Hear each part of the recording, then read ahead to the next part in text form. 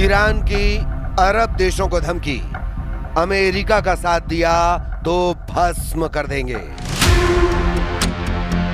भले अमेरिका दावा करे कि उसने ईरान पर हमला इसलिए कम या रोक दिए हैं ताकि बातचीत से मसले को सुलझाया जा सके, लेकिन ईरान जिस तरह के तेवर और तैयारियां कर रहा है उसने अमेरिका, इजराइल और अरब देशों के होश उड़ा दिए हैं। ईरान ने अपनी युद्ध की रणनीति पूरी तरह से अरब देशों पर फोकस कर दी है। अरब में अमेरिका के 8 मुख्य सैन्य ठिकानों पर ईरान ने बड़े हमले की तैयारी पूरी कर ली है। साथ ही अरब देशों को आखिरी अल्टीमेटम देते हुए 2 टूक कह दिया है कि अगर अमेरिका का साथ दिया तो अरब के टुकड़े टुकड़े कर देंगे। इधर दूसरी तरफ कुछ खबरों में दावा किया गया है कि ईरान परमाणु बम बनाने के करीब है। इस खबर के सामने आने के बाद से सबसे ज्यादा टेंशन में अमेरिका, इजराइल और सऊदी अरब आ चुके हैं। इन हालात को देखते हुए वॉर एक्सपर्ट्स का साफ कहना है कि आने वाले दिनों में ईरान युद्ध बेहद खूनी और विनाशक साबित होगा। हम शुरुआत करते हैं ईरान की उस धमकी से जिसने पूरे अरब वर्ल्ड को दहशत में डाल दिया है। ईरान का आखिरी अल्टीमेटम, अरब में तेहरान का आपातकाल। पश्चिम एशिया यानी मिडिल ईस्ट एक ऐसी भयावह आग की चपेट में है जिसकी लपटें अब सिर्फ तेहरान या तेल अवीव तक सीमित नहीं है। ईरान ने एक ऐसी धमकी दे दी है जिसने खाड़ी देशों की रातों की नींद हराम कर दी है। तेहरान का संदेश साफ और बेहद तीखा है कि अगर ईरान पर हमला हुआ, अगर उसके तेल और परमाणु ठिकानों को निशाना बनाया गया तो पूरा अरब आग में भस्म कर देंगे। गल्फ कंट्रीज यानी सऊदी अरब, संयुक्त अरब अमीरात यानी यूएई, कतर और कुवैत, इन सभी देशों के ऊर्जा केंद्रों पर ईरान की मिसाइलों की सीधी नोक है। दुनिया के सबसे बड़े तेल और गैस ढांचों को तबाह करने की चेतावनी दी जा चुकी है। ईरान के विदेश मंत्री अब्बास अरागची ने ओमान, कतर, सऊदी अरब और तुर्की के जरिए अरब देशों को सीधे संदेश भेजा है कि यदि अमेरिका ने ईरान पर नया सैन्य हमला किया तो तेहरान पूरे अरब क्षेत्र की तेल रिफाइनरियां, पावर ग्रिड और वाटर इंफ्रास्ट्रक्चर को निशाना बनाएगा। ये केवल एक खोखली धमकी नहीं है, बल्कि दुनिया की 20% ऊर्जा आपूर्ति की रीढ़ पर लटका हुआ वो चाकू है जो कटते ही वैश्विक अर्थव्यवस्था को पटरी से उतार सकता है। हालिया रिपोर्ट्स के अनुसार ईरान ने ओमान और दूसरे मध्यस्थों के जरिए गल्फ देशों को सीधा और सख्त चेतावनी वाला लेटर भेजा है। इस चेतावनी का लब्बो-लुआब यह है कि अगर गल्फ देशों ने अपने एयर स्पेस या अपनी जमीन का इस्तेमाल अमेरिका या इजराइल को ईरान पर हमला करने के लिए करने दिया तो तेहरान उन्हें अमेरिका का सहयोगी मानकर उनकी रिफाइनरी, गैस पाइपलाइनों और पोर्ट्स को फूंक देगा। यही वजह है कि रियाद से लेकर अबू धाबी तक भारी खलबली है। खाड़ी देश इस युद्ध में न्यूट्रल रहने का दबाव बना रहे हैं और वॉशिंगटन पर लगातार ये जोर दे रहे हैं कि वो तेहरान के खिलाफ ऐसा कोई कदम ना उठाए जिससे पूरा मिडिल ईस्ट बारूद के ढेर में तब्दील हो जाए। ولی خب ادامه پیدا کرد. رهبر جدید عزیز ما دوباره انتخاب شد. امکان ارتباط با ایشون الان خیلی سخته، ولی به هر حال بودنش نقطه قوت بسیار بالایی است برای ما که بتونیم روند رو ادامه بدیم. ट्रंप का बहुत बड़ा दावा, हमारे पास हथियारों का नया जखीरा। By Saudi Arabia, by UAE, and by Qatar, and by Iran. We were all set to go just about at this time right now, and it would have been a massive attack. We were all set to go, but when the allies ask to call it off, you got to sort of say, well, let's see. And the reason they asked is I think there's a deal. There's a deal on Hormuz, and then there will be a deal on the nuclear, or you might call it the denuclearization of Iran. I call it the denuclearization of Iran. Iran के परमाणु ठिकानों पर अगर America और Israel की सीधी पहुंच हो जाती है तो ये वाकई में अमेरिका और इजराइल की ईरान पर सीधी जीत साबित करने का बेहतरीन मौका हो सकता है। लेकिन मौजूदा हालात में ईरान ने अपने तेवरों से फिर साबित कर दिया है कि ईरान रत्ती भर झुकने वाला नहीं है। जरा खबर को समझ लीजिए।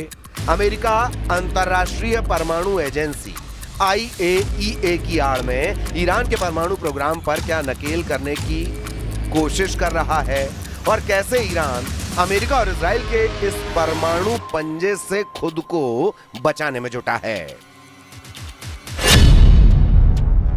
नहीं दिखाएंगे ईरानी परमाणु, ट्रंप के परमाणु पंजे पर प्रहार।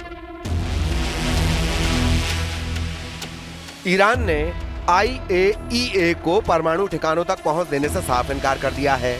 ईरानी संसद के स्पीकर मोहम्मद बाकर कालिबाफ ने एक ऐसा बयान दिया है जिसे सुनकर अंतर्राष्ट्रीय परमाणु एजेंसी IAEA, राष्ट्रपति ट्रंप और प्रधानमंत्री नेतन्याहू के होश उड़ गए हैं। मोहम्मद बाकर कालिबाफ ने दो टूक कहा कि ईरानी कानून इस बात की अनुमति नहीं देता है कि IAEA ईरान के 3 परमाणु ठिकानों का दौरा करे। ईरान के इस्फहान, फोर्दो और नतांज परमाणु ठिकाने ईरान के परमाणु कार्यक्रम के मजबूत स्तंभ माने जाते हैं। तीनों तकनीकी रूप से एक दूसरे से जुड़े हुए हैं। इनके बिना ईरान का परमाणु ढांचा अधूरा है।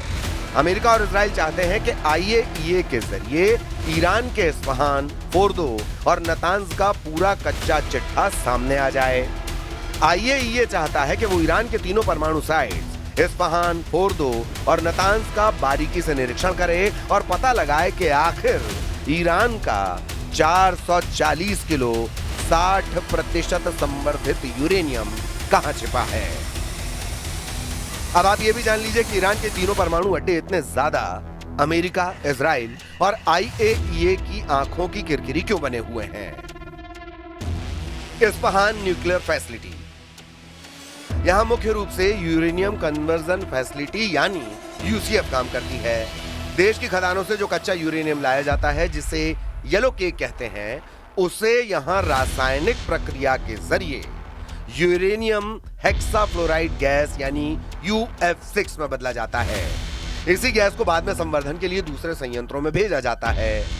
यहां संवर्धित यूरेनियम से परमाणु रिएक्टरों के लिए फ्यूल रॉड्स, ईंधन की छड़ें तैयार करने का काम भी होता है। इस्फहान के आसपास ईरान का एक बहुत बड़ा सैन्य बेस और एयर डिफेंस सिस्टम तैनात है, क्योंकि इस इलाके पर हमला पूरे परमाणु कार्यक्रम की रीढ़ तोड़ने जैसा माना जाता है। फोर्दो न्यूक्लियर फैसिलिटी, ईरान के पवित्र शहर कुम के पास स्थित यह संयंत्र सुरक्षा के लिहाज से सबसे अभेद्य और रणनीतिक रूप से सबसे खतरनाक माना जाता है। फोर्दो के एक विशाल पहाड़ी के अंदर लगभग 250 से 300 फीट की गहराई में कंक्रीट की मोटी परतों के नीचे बनाया गया है। इस बनावट के कारण इस पर पारंपरिक हवाई हमलों या बड़े बंकर बस्टर बमों का असर होना लगभग नामुमकिन माना जाता है। यहां आधुनिक और एडवांस सेंट्रीफ्यूज जैसे IR6 के जरिए यूरेनियम को सीधे 60% या उससे अधिक शुद्धता तक समृद्ध किया जाता है, जो मेडिकल रिसर्च के नाम पर सैन्य स्तर के बेहद करीब है। नतांज न्यूक्लियर फैसिलिटी, यह ईरान का सबसे बड़ा केंद्रीय और मुख्य यूरेनियम संवर्धन संयंत्र है, जो इस्फहान प्रांत के अंतर्गत ही नतांज शहर के पास मौजूद है। नतांज में बड़े पैमाने पर औद्योगिक स्तर पर यूरेनियम संवर्धन होता है। यहाँ जमीन के ऊपर और जमीन के नीचे विशाल हॉल्स बने हैं, जहां हजारों की संख्या में सेंट्रीफ्यूज 24 घंटे घूमकर गैस को समृद्ध करते हैं। अपनी विशाल क्षमता के कारण यह संयंत्र हमेशा इजराइल और अमेरिका के निशाने पर रहा है। इसीलिए ईरान ने दो टूक कहा है कि हाल में हमले का शिकार हुए अपने परमाणु ठिकानों का निरीक्षण करने के लिए अंतर्राष्ट्रीय परमाणु ऊर्जा एजेंसी के निरीक्षकों को अनुमति नहीं देगा। ईरानी संसद के अध्यक्ष मोहम्मद बाघिर कालिबाफ ने कहा कि इन ठिकानों तक IAEA की पहुंच की खबरें पूरी तरह गलत हैं और देश का कानून इसकी इजाजत नहीं देता।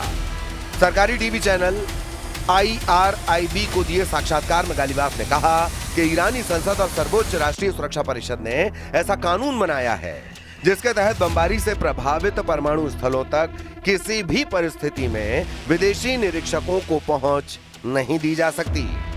उन्होंने कहा कि निरीक्षकों को वहीं पहुंच मिलेगी जिसकी अनुमति सर्वोच्च राष्ट्रीय सुरक्षा परिषद देगी।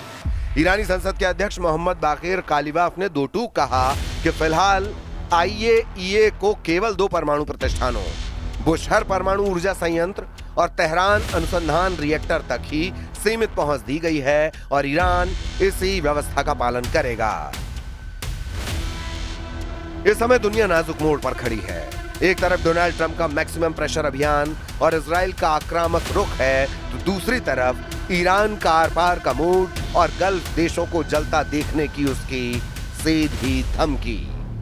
एक गलतफहमी या एक फटकी हुई मिसाइल पूरे मिडिल ईस्ट को तीसरे विश्व युद्ध की ज्वाला में धकेल सकती है। अगर गल्फ जलता है तो उसकी लपटों से पूरी दुनिया का झुलसना तय है। अब देखना यह होगा कि वॉशिंगटन और तेहरान कूटनीति का रास्ता चुनते हैं या मिडिल ईस्ट की इस बारूद की सुरंग में माचिस की तीली लगा दी जाती है।